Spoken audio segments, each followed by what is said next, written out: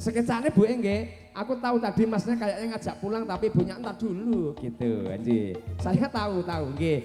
Pokoknya bikin enak dulu Bu ya. Oke.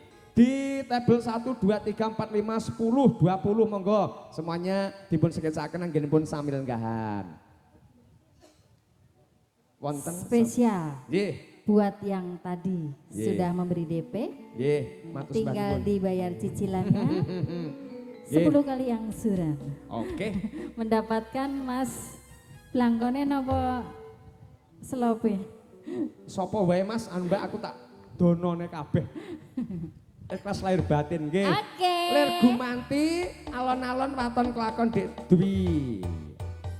Nanjakne pengendang sekilane sangga kampung meniki Mbak Melati. Ya ampun. Ki tak pikirin Mas Wahyu loh. Terus ternyata Pak Dene.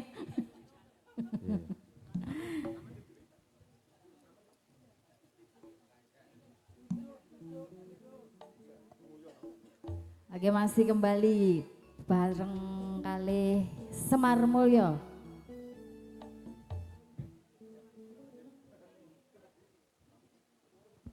katuraken wonten sambal kemangi. Semoga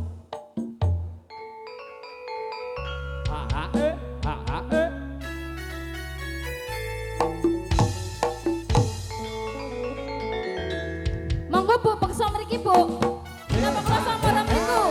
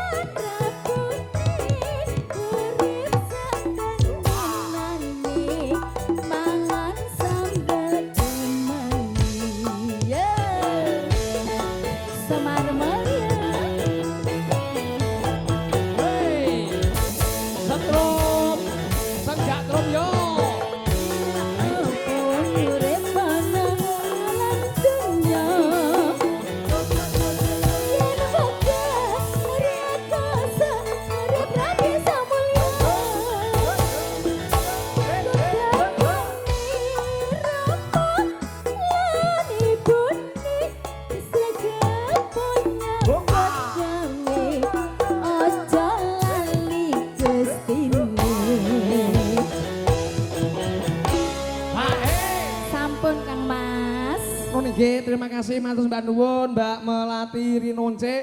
Permintaan saking pepundhen kula ning sayangi menika asmanipun boten kasebat nggih matur sembah nuwun intinipun. Mugi-mugi damel jampi sayah menika wau lelagon saking Campursari Semar Mulya.